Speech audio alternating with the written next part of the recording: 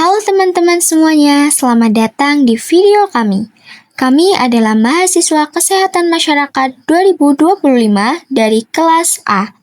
Dan di video ini, kami akan membahas tentang sistem koordinasi otak dan persyarafan.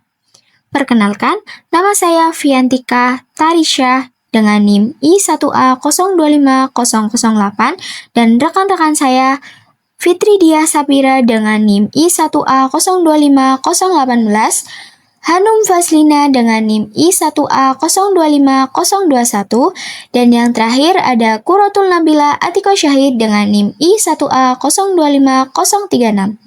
Yuk teman-teman, kita pelajari lebih dalam tentang sistem koordinasi otak dan persyarafan. Kamu pernah kepikiran gak sih, gimana tubuh kita bisa langsung gerak atau respon cuma dalam hitungan detik?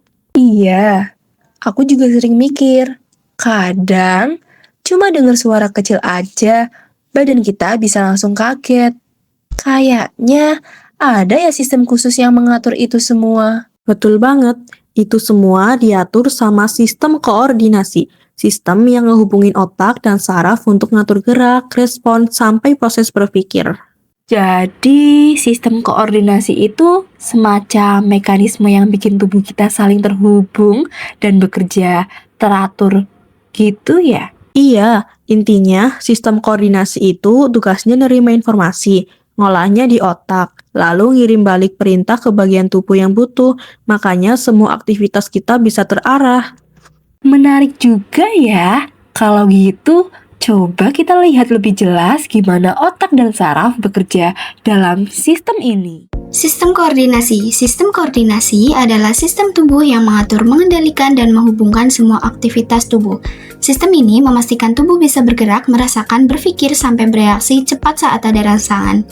Otak si pengendali. Otak adalah pusat pengendali seluruh aktivitas tubuh. Organ ini mengatur cara kita berpikir, bergerak, merasakan, sampai mengatur fungsi otomatis seperti detak jantung dan pernafasan. Bagian yang pertama yaitu ada otak besar atau cerebrum, bagian terbesar otak yang mengatur pikiran, ingatan, emosi, kemampuan belajar, serta gerakan sadar. Disinilah proses penglihatan, pendengaran, bahasa, dan pengambilan keputusan terjadi. Yang kedua yaitu otak kecil atau cerebellum adalah bagian otak yang terletak di bawah otak besar dan berada di bagian belakang kepala. Struktur ini berbentuk menyerupai bola kecil berlipat-lipat dan terdiri dari dua belahan yang saling terhubung. Otak kecil merupakan bagian dari otak belakang dan memiliki jaringan saraf yang sangat rapat sehingga mampu memproses informasi dengan cepat. Bagian terakhir yaitu batang otak adalah bagian otak di dasar kepala yang menghubungkan otak dengan sumsum tulang belakang. Bentuknya memanjang dan tersusun dari beberapa bagian seperti pons dan medula oblongata. Apa itu sistem saraf? Sistem saraf adalah sistem koordinasi dalam tubuh manusia yang berfungsi menerima rangsangan, mengolah informasi, serta mengirimkan respon ke berbagai bagian tubuh. Sistem ini bekerja sangat cepat melalui impuls listrik sehingga memungkinkan tubuh bereaksi dalam hitungan detik.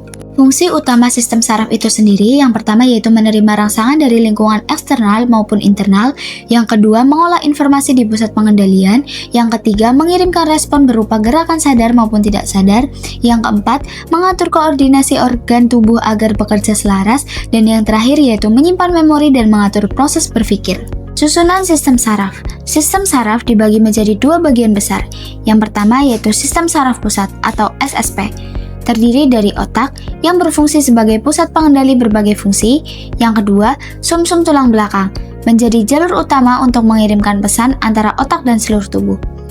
Susunan sistem saraf yang kedua yaitu sistem saraf tepi atau PNS, terdiri dari sistem saraf somatik yang mengendalikan gerakan otot rangka secara sadar seperti berjalan atau memainkan alat musik.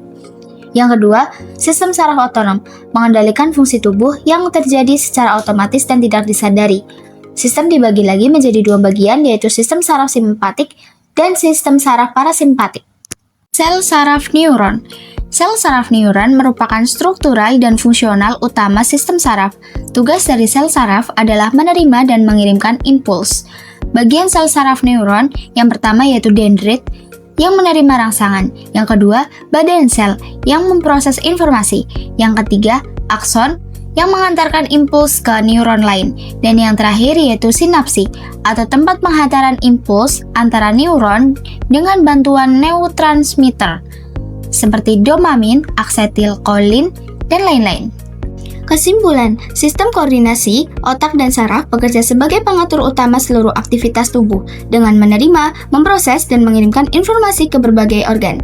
Otak bertindak sebagai pusat pengendali yang mengambil keputusan dan mengolah rangsangan, sementara saraf menjadi jalur komunikasi yang menyampaikan pesan menuju otak.